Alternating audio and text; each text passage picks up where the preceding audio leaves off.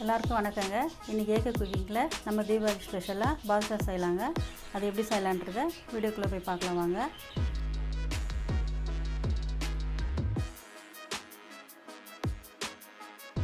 பாதுஷா செய்கிறதுக்கு நான் 1/2 கிலோ மைதா எடுத்து வச்சுருக்கேங்க. அதில் இங்கே ஃபஸ்ட்டு நம்ம சென்டரில் கொஞ்சம் பள்ளமாக பண்ணிக்கலாங்க.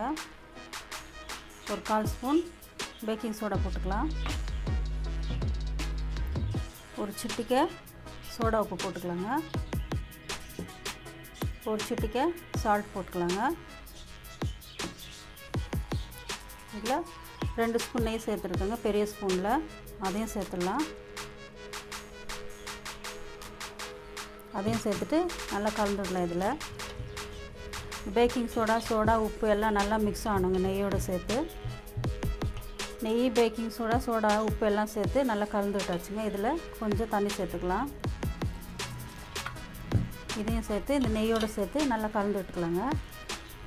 எல்லாம் ஒன்றா சேர்ந்து வரணும் பாருங்கள். இந்த மாதிரி கலந்து விடுங்க. இப்போ இதெல்லாம் ஒன்றா சேர்த்து மாவு பிசைச்சிக்கலாம். ரொம்ப நைஸாக பிசையக்கூடாதுங்க, நம்ம சப்பாத்திக்கு பிசைகிற மாதிரியே. நான் பிசைச்சு காமிக்கிறேன் பாருங்கள். மாவு பிசைஞ்சாச்சு. ரொம்ப சப்பாத்தி மாதிரி அடித்தெல்லாம் பிசையாதீங்க. இந்த அளவுக்கு இருந்தால் போதும். இப்படி தாங்க இருக்கணும் பாதுஷாக்கு. ரொம்ப அடித்து பிசைஞ்சிடாதீங்க. இப்போ இதை ஒரு 1/2 hour அப்படியே வைக்கலாம். இப்போது பாதுஷாக்கு தேவையானாலும் சர்க்கரை பாகு எடுத்துக்கலாங்க. நான் 1/2 கிலோ மாவு எடுத்துருக்கேன். அதுக்கு 3/4 கிலோ சர்க்கரை போட்டு சர்க்கரை முழுகிற அளவுக்கு தண்ணி ஊற்றிக்கலாங்க. இப்போ சர்க்கரை முழுகிற அளவுக்கு தண்ணி ஊற்றிட்டு அது நல்லா கொதிக்கிட்டாங்க. பாகுப்பதம் வரணுன்றது இல்லை, கொஞ்சம் பிசுக்கு வந்தால் போதும். அதுக்குள்ளே நம்ம ஏலக்காய் தூள் பண்ணிக்கலாம். இப்போ ஏலக்காய் தூள் பண்ணியாச்சுங்க. நம்ம சர்க்கரை பாகில் சேர்த்துக்கலாம்.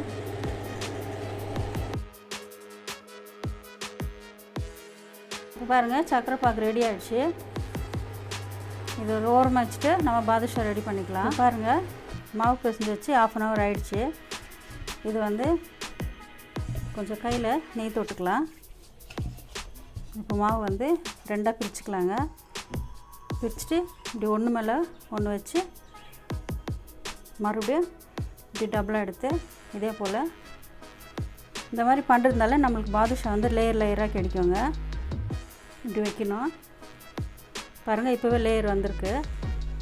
இதே போல் நீங்களும் செய்யுங்க பாருங்கள். இப்படி டபுளாக பிரித்து ஒன்று மேலே ஒன்று வைக்கணும் பாருங்கள். ஒரு லேயராக இருக்குது. இதே மாதிரி தான் பண்ணுங்க. இப்போ நான் பண்ணி முடிச்சிட்டேன். பாதுஷா செய்ய போகிறேன். இதிலேருந்து கொஞ்சம் மாவு எடுத்துக்கலாம். உங்களுக்கு சைஸ் சின்னதாக வேணுமா பெருசாக வேணுமான்னு நீங்களே டிசைட் பண்ணி மாவு அளவு எடுத்துக்கோங்க. இது பண்ணதுக்கப்புறம் பாருங்கள், நம்ம கட்டை விரல் வச்சு இப்படி அழுத்தினோம்னா இப்படி வரும். நடுவில் பள்ளம் வருங்க பாருங்கள். இதே மாதிரி எல்லாமே செஞ்சுட்டு காமிக்கிறேங்க பாருங்கள். பாதுஷாலாம் ரெடி பண்ணியாச்சு. இப்போ வாங்க எண்ணெயில் பொரித்து எடுத்துக்கலாம். பாதுஷா பொரிக்கிறதுக்கு ஒரு பேன் வச்சு நம்ம எண்ணெய் ஊற்றிக்கலாங்க தேவையான அளவு.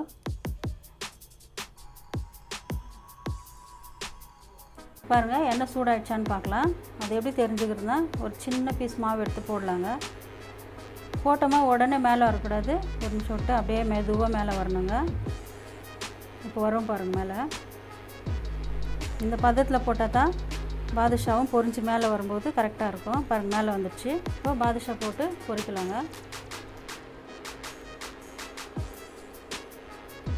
ஒன்றுன்னா மெதுவாக சேர்த்துக்கோங்க.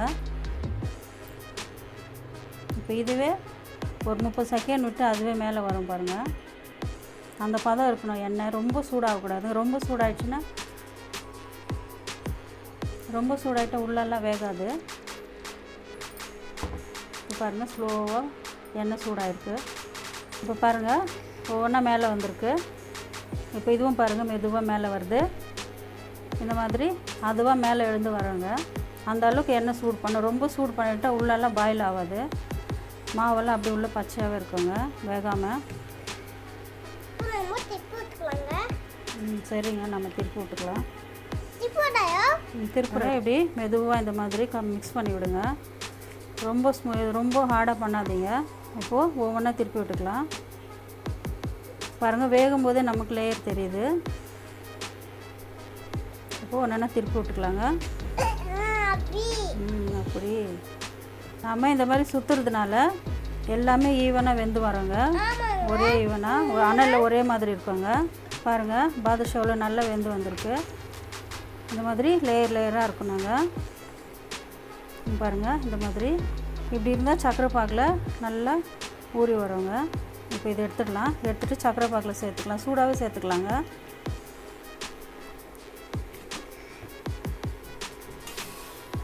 பாருங்கள், சக்கரை பாகில் போட்டிருக்கேன். இது ஒரு 20 நிமிஷம் அப்படியே ஊறட்டுங்க. நம்ம மூடி வச்சிடலாம்.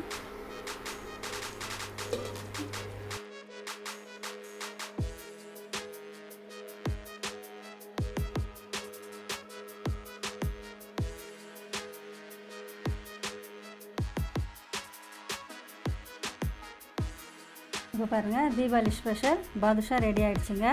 நீங்களே இதே மாதிரி செஞ்சு உங்கள் குழந்தைகளுக்கெல்லாம் கொடுங்க. இந்த வருஷம் தீபாவளியை ரொம்ப சந்தோஷமாக கொண்டாடுவோம். இந்த வீடியோ பிடிச்சிருந்தா லைக் பண்ணுங்கள், ஷேர் பண்ணுங்கள், கமெண்ட் பண்ணுங்கள். மறக்காமல் சப்ஸ்கிரைப் பண்ணிவிடுங்க. பக்கத்தில் இருக்கிற பெல் பட்டனை கிளிக் பண்ணிவிடுங்க. அப்போ தாங்க நாங்கள் போடுற வீடியோ உடனுக்குடன் உங்களுக்கு கிடைக்கும். நன்றி, வணக்கம். மீண்டும் அடுத்த வீடியோவில் சந்திப்போம். பாய்.